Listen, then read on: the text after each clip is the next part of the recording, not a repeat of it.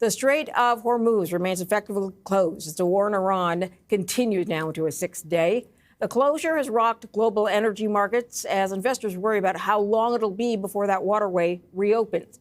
David Nelson joins us, chief strategist at Belpointe Asset Management. David, thanks for your time. Thanks for having me. Why have American markets, you think, held up better than sort of European and emerging markets?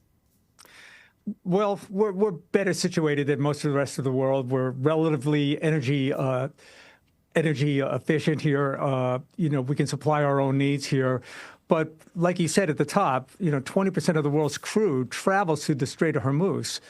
And while it's relatively benign for us, essentially for Europe and emerging markets, they're having an energy heart attack. A very big concern for them. Hence, their shares have fallen much further than ours. But even today, that contagion started to spread over to the United States. The hardest hit sectors today were deeply cyclical. In particular, you saw industrials down, probably have one of their worst performances in months. A lot of things in retail got hit hard. And interestingly, maybe the most popular trade out there, which is momentum, probably had one of its worst performances since Liberation Day. So a lot of upside down trading today. Okay, and how much would you say is coming from the conflict in the Middle East?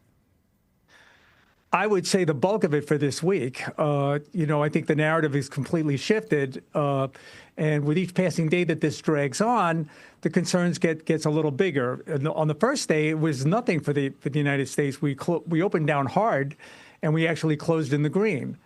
A little less so, but we never closed near the lows. And even today, we didn't close near the lows. Not the same, really, for much of the rest of the world. Fairly chaotic in Europe, and then the wild trading that we saw in Korea. But I would caution investors out there, don't chase what's necessarily working today, because when the hostilities cease, a lot of these trades will reverse very, very quickly and very, very hard. Okay. I had a previous guest say war is actually good for the markets. And I guess he meant sort of once they go on for some time, not the initial week. Do you agree? It's been that way in the past, for sure. And that's one of those sentiments that'll work right up until the time that I use it. But it was certainly that way through the last couple of conflicts that I've been through. We forget these very, very quickly. And investors, I think it's why the retail investor goes out and buys the dip and why they've been successful in doing it, because sometimes these things, they can drag on for a few weeks, but once they end quickly. And I don't think there's going to be a prolonged war. I don't think Iran has the ability to sustain a war very long. They're probably running out of munitions right now. Okay, so let's talk about what you expect to see if there is a conflict that goes beyond the initial 4 to 6 weeks, as discussed by the administration in Washington. If it ends up being sort of a 3-month war, what are you expecting to see as the fallout on the markets? Well, that's gonna change the equation a little bit. If it goes to 3 months, you're gonna have to see numbers come down. Certainly, GDP numbers will come down, but investors, rather analysts, and most of the wirehouses, they're gonna have to start taking down their numbers for a lot of companies. And I would imagine for the deeper, the more cyclical the company, the more likely those numbers are going to come down.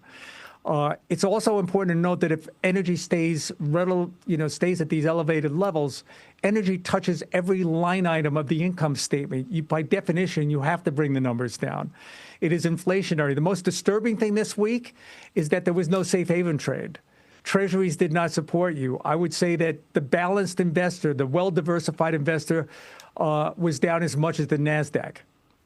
Okay, let's get to one of your stock picks that you like. CME is a derivatives exchange. Tell me a little bit more about it.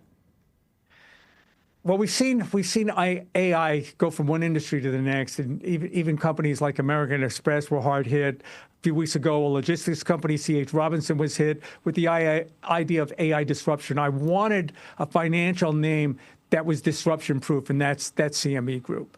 Their core product is price discovery and risk transfer. AI is not going to disrupt a liquidity network with 125 million open positions. You can't replace a liquidity pool with a large language model. So it begged the question for me, it's a relatively expensive financial name at 26 times earnings. Is that too much to pay to sleep at night? I don't think so. Got it. All right. CME one to consider for people. Let's leave it there. Appreciate you joining us. David Nelson, Chief Strategist, Belpointe Asset Management. Thank you.